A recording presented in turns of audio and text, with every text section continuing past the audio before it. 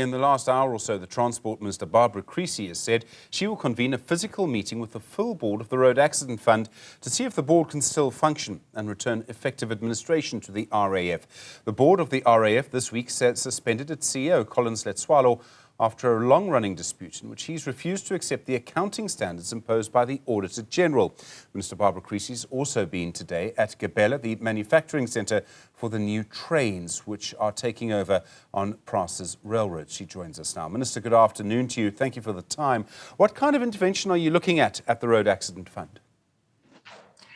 Good afternoon, Stephen. I think the central concern that we have relates to governance at the Road Accident Fund and also, of course, effective administration that will make sure that the many thousands of people who have outstanding claims are paid timeously. As you've mentioned in your introduction, on Tuesday there will be a physical meeting with the board to assess whether there is a reasonable prospect that the current board can restore good governance and effective administration at the organisation. And I think following that meeting, further steps will be decided on depending on the assessment that arises as a result of that meeting. Do you believe the board was correct to suspend Collins Letswalo this week? Well, I have received correspondence to that effect from the chairperson of the board. What I have asked, I am in the process of composing a letter to the chair asking for an explanation because I've had two letters in the past week. The first one was putting him on special leave to prevent him interfering in the SIU investigation. And the second letter was saying that he's suspended for insubordination.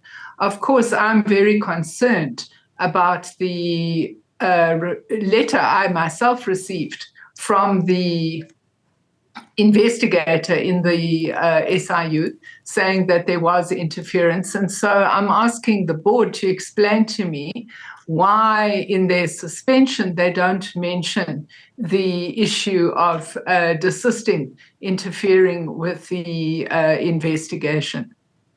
There's been a lot going on around the Road Accident Fund. A lot of it's very, very important. It affects people who are victims of road accidents.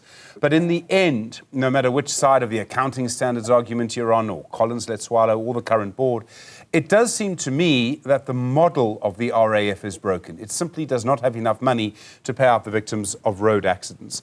Do we need a completely different system to the one we have now? Well, Stephen, I think that this is a very important question that you're raising. And Thanks. Indeed, there isn't going to be a quick fix because the current system is a system that involves needing to prove fault.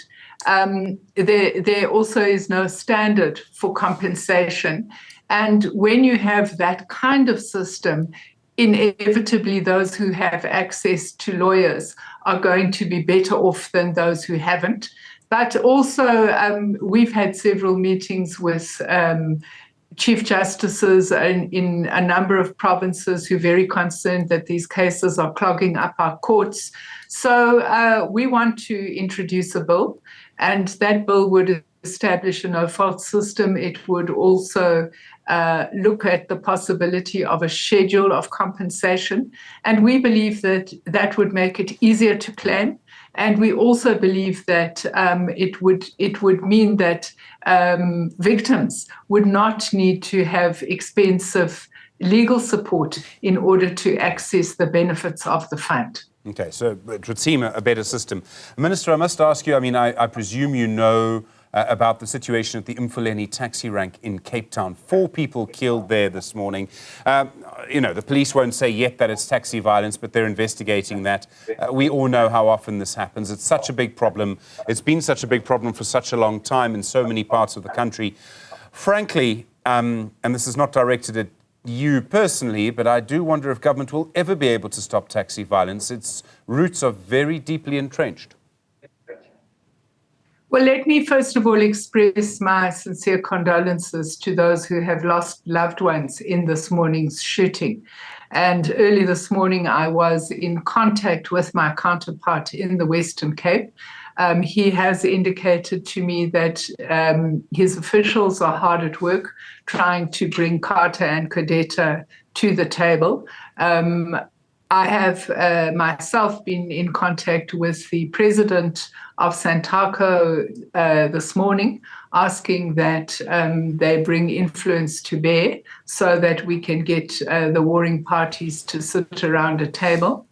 Indeed, I am very concerned that we do seem to be failing to formalize the taxi industry and to ensure that this industry operates with what one could call normal competitive business practices. This is an issue that I have raised in the interactions that I have had with the national associations, and it is an issue that we are pursuing in our relationship. It is my belief that we can't continue in this way. It brings the industry into disrepute. It's a danger to commuters. And, the taxi industry is a really important industry in our country. It transports almost 80% of commuters. It's a completely 100% Black-owned and Black-developed industry. And we really need to move from the current situation to a situation where we have a normalized industry with normalized business practices. You've spent the morning at the Gibela factory in Nigel. It's producing the new trains. Is that project moving quickly enough? I mean, are people beginning to notice improvements in the train service they're getting with the new coaches? Stephen, I've had a wonderful morning. I have actually had an opportunity to see how 145 tons of South African steel is turned into a brand new blue Prasa train. This factory and its broader ecosystem provides employment for almost 1,200 people. 60% of the workers in the factory that we visited this morning are young South Africans who joined the factory in 2017, who've risen up the ranks, become artisans and engineers. It really was a very exciting process, and it gave a lot of credibility to my own belief that if we reform and develop our rail system, it can also help us with our broader objectives of industrialization and job creation. Do you believe there might be an opportunity here even to start making coaches for the rest of the world, to actually turn this into an opportunity to grow our manufacturing space and use steel made with pride in the Northern Cape? Absolutely. I myself believe that South Africa is on the verge of a new golden age of rail. We have ambitious targets to move passengers and freight back onto the rail network. Our current reforms will allow third-party operators.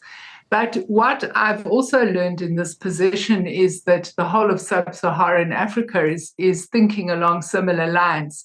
And there are ambitious projects to build and rehabilitate rail on the subcontinent. The African Union has designated South Africa as the manufacturing focal point for rolling stock. So there's absolutely no reason why in due course Gibela can't be producing rolling stock for Transnet and also for other operators on the subcontinent. Ma'am, thank you very much indeed for your time. The Minister of Transport, Barbara Creecy, speaking to you, of course, from that Gibela factory.